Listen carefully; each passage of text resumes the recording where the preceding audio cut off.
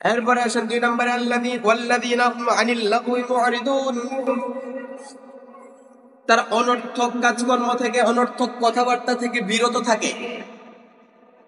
অনর্থক কোনো কিছু করে না, যেটার মধ্যে কোনো অর্থ নাই, যেটার কোনো ফায়দা নাই, উপকার নাই, এরকম কাজ থেকে মুমিনরা কি থাকবে? বিরত থাকবে। এরকম কাজ, এরকম কথা তারা বলবে না। এটার উস্তাদ আমাদের বাংলাদেশের মানুষ সবচেয়ে বেশি, কঠিন উস্তাদ। এই যে রাস্তার মোড়ে মোড়ে চায়ের দোকান, কাজ নাই কাম নাই, বসে বসে অমুকের বিপদ, অমুকের এই, অমুকের সেই, সরকার এই করছে, সমন্বয়ক সেই করছে, ডক্টর এই করছে। আপনি রাজনৈতিক আলোচনা করলে রাজনৈতিক সমাবেশ করেন, রাজনৈতিক আলোচনা করলে পাঠচক্র করেন, একসাথে বসে 20 জন মিলে গবেষণা করেন দেশে কি কি হচ্ছে, এখানে আমরা কি কি করতে পারি।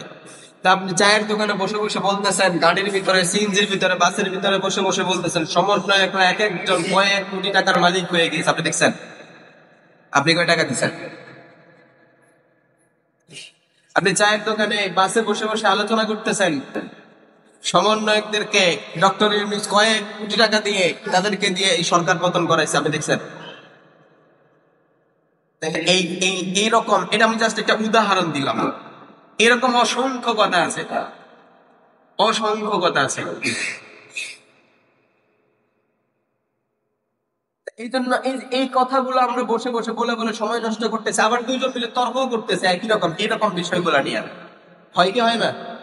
কি বলেন? আরেক ব্যক্তি নিয়ে, ধরেন সরকারের কথা, আমি এটা উদাহরণ স্বরূপ বললাম। দেখবেন যে এরকম অনেক বিষয় আছে যেখানে 3-4 জন মিলে কথা বলতেছে, তাদের কোনো বিষয়ই না, অন্য একজন লোকের বিষয়, ওই নিয়ে 3 জন মিলে তর্কই করতেছে। যার কথা বলতেছে সে এখানে নাই, সে কোনো ইম্পর্টেন্ট ব্যক্তিও না, তার ব্যাপারে এখানে কথা বলে কোনো ফায়দাও নাই। হয়তো এমন এমন কথা বলতেছে যেটা ওই ব্যক্তি নিজেও জানে না, তার বিষয় নিয়ে 2 জন মিলে তর্ক করতেছে। আছে না নাই?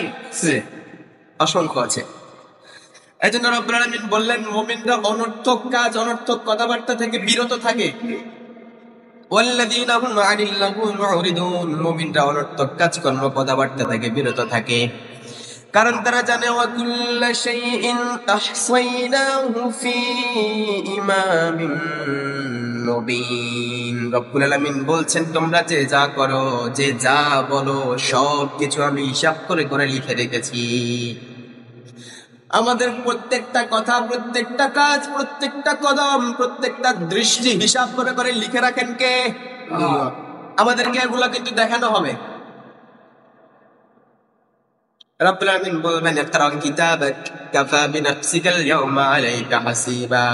আজকে তুমি তোমার কিতাব পড়ো, পৃথিবীতে কি করেছো না করেছো নিজের হিসাব নিজে মিলাও। এই হিসাব মিলানোর জন্য তুমি নিজেই যথেষ্ট। কোন দিকে যাবা?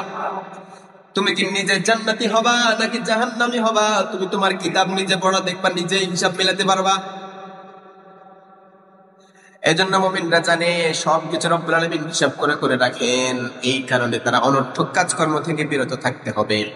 আবার রব্বুল আলামিন বলছেন মা ইয়ালফিযু মিন কওলিন ইল্লা লাদাইহি রাকীবুন আতীদ। রব্বুল আলামিন পুঙ্খানুপুঙ্খভাবে তোমাদের প্রত্যেকটা কথা, প্রত্যেকটা শব্দ নোট করে করে রাখেন, একটাও বাদ যায় না। অন্ধকারের মধ্যে 2 জন মিলে চুরি করেছে, সেটাও যেমন উঠেছে। আবার 2 জন মিলে গোপনে গোপনে আরেকজনের বিরুদ্ধে ষড়যন্ত্র করেছে, সেটাও তাদের কিতাবে আছে না নাই? এজন্য মুমিনদের 2য় নম্বরের কাজ হচ্ছে তারা অনর্থক কাজ করবে, খেলাধুলায় সময় নষ্ট করবে। আপনি খেলাধুলা করতে পারবেন ওইটুকু, যেই পরিমাণ খেলাধুলা করলে আপনার নামাজ ছুটবে না, যেই পরিমাণ খেলাধুলা করলে আপনার আসল কাজে ব্যাঘাত ঘটবে না, যেই পরিমাণ খেলাধুলা করলে আপনার ছতর উলঙ্গ হয়ে যাবে না, ছতর থেকে কাপড় উঠে যাবে না, ওই পরিমাণ খেলাধুলা আপনি করতে পারবেন ব্যায়ামের নিয়তে। জুয়ার নিয়তে খেলা যাবে না। এখন ক্রিকেট খেলার ভিতরে জুয়া, ফুটবল খেলার ভিতরে জুয়া, আর জুয়া যেখানে আছে সেখানে অশ্লীল ভাষা, অশালীন ভাষা, গালিগালাজ, ঝগড়া আছে না নেই? তা আপনি খেলাধুলা ততটুকু করতে পারবেন যতটুকু হলে আপনার নামাজ কাজা হবে না, সতর উদঙ্গ হবে না, জুয়া মিশ্রিত হবে না। যদি এইসবের সাথে যুক্ত কোনো কিছুই থাকে তাহলে ওই খেলা আপনার জন্য হালাল হবে না। এছাড়াও ঘন্টার পর ঘন্টা খেলা, ছক্কা খেলা, নুরু খেলা, ক্যারাম খেলা, এইগুলাতে ঘন্টার পর ঘন্টা সময় দিতে হয়, যেখানে আপনার নামাজের ঠিক নাই, খাওয়ার ঠিক নাই, যেখানে গালিগালাজ হয়, জুয়া মিশ্রিত, এই সমস্ত জায়গায় এইসব খেলার কোন স্থানে মুমিনরা যেতে পারে? বরং প্রোডাক্টিভ কাজ করতে হবে, যেটা নিজের কাজে আসবে, সমাজের কাজে আসবে, পরিবারের কাজে আসবে, এরকম কাজগুলো করতে হবে। বিভিন্ন সমাজে আমরা দেখেছি যুবকদের সঙ্গ থাকে, অমুক যুবক সংঘ, তমুক যুবক সংঘ, আছে না নেই? তারা ভালো ভালো কাজ করে। ভাঙা রাস্তা তাদের এলাকায় তারা থাকতে দেয় না। একটা রাস্তা যদি কোথাও একটুখানি ভেঙে যায়, তারা ওটা ঠিক করে ফেলে, ওটাকে বড় করতে দেয় না। এলাকায় কোনো গরিব মেয়ের বিয়ে হচ্ছে না, এটা তাদের কাছে টাকার অভাবে বিয়ে হচ্ছে না, তাদের কাছে সংবাদ যাওয়ার সাথে সাথে কার্যক্রম শুরু করে। এরকম আছে না নেই? অসংখ্য আছে। এজন্য প্রত্যেক সমাজে, প্রত্যেক মসজিদের আন্ডারে এরকম একটা যুব সংঘ থাকা দরকার। যুবকরা সেখানে কাজ করবে, সমাজের কল্যাণের জন্য কাজ করবে, নিজের কল্যাণের জন্য কাজ করবে। অনর্থক কাজে, খেলাধুলার মতো এরকম জায়গাগুলোতে গিয়ে ঘন্টার পর ঘন্টা ব্যয় করে, ফুটবল খেলার নামে এই যে সতর উলঙ্গ করে আপনি খেলতেছেন, প্রত্যেকটা নজরে, প্রত্যেকটা মুহূর্তে আপনি কবিরা গুনাহগার হচ্ছেন। আর আল্লাহ তাআলা তওবা ছাড়া কবিরা গুনাহ ক্ষমা করবেন না। আপনি যদি ওই ক্রিকেট খেলার মাঠে কোনো একটা আঘাতে মারা যান, মৃত্যুবরণ করেন, ওই যে উলঙ্গ অবস্থায়, কারণ যার সতর ঢাকা নাই সে উলঙ্গ হিসেবে বিবেচিত হবে, আর আপনি কবিরা গুনাহ করা অবস্থায় মৃত্যুবরণ করেছেন। একটু চিন্তা করে দেখেন তো আপনি কোন দিকে যাবেন।